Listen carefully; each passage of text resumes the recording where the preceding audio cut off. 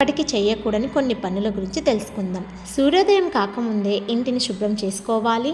బారెడు పొద్దెక్కిన తర్వాత శుభ్రం చేస్తే ఇంట్లో జ్యేష్ఠాదేవి కూర్చుంటుంది.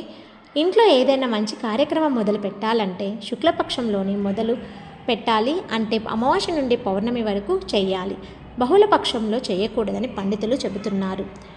అలాగే సూర్యోదయం కాకముందే ఇంటిని శుభ్రం చేసుకోవాలి. బారెడు పొద్దెక్కిన తర్వాత శుభ్రం చేస్తే ఆ ఇంట్లో దరిద్రం తాండవిస్తుంది. చాలామంది రాత్రి సమయాన గాజులు కమ్మలు తీస్తుంటారు, కానీ అలా తీయడం మంచిది కాదని, దాని వలన అరిష్టం జరుగుతుందని చెబుతున్నారు. సుమంగళి స్త్రీలు రాత్రివేళ యందు అలిగి ఆహారం తినకుండా నిద్రించకూడదు. అలా నిద్రిస్తే ఇంటికి మంచిది కాదు. మహిళలు ఇవి పాటిస్తే ఆ ఇల్లు లక్ష్మీ నివాసమే. ఇళ్లను చూసి ఇల్లాలు చూడాలి అన్నారు మన పెద్దలు. ఈ సామెత ఊరికే అనలేదు. ఇంటిని శుభ్రంగా పరిశుభ్రంగా ఉంచే చోటే లక్ష్మీదేవి నివాసం ఉంటారు. మహిళలు ఎప్పుడు కోపం చిరాకుతో ఉంటే ఇంట్లో అసలు సంతోషమే ఉండదు. సుహాసిని స్త్రీలు నలుపు రంగు వస్తువులను వాడటం కానీ, నలుపు రంగు బట్టలను కట్టుకోవడం కానీ ఎప్పటికీ చేయకూడదు.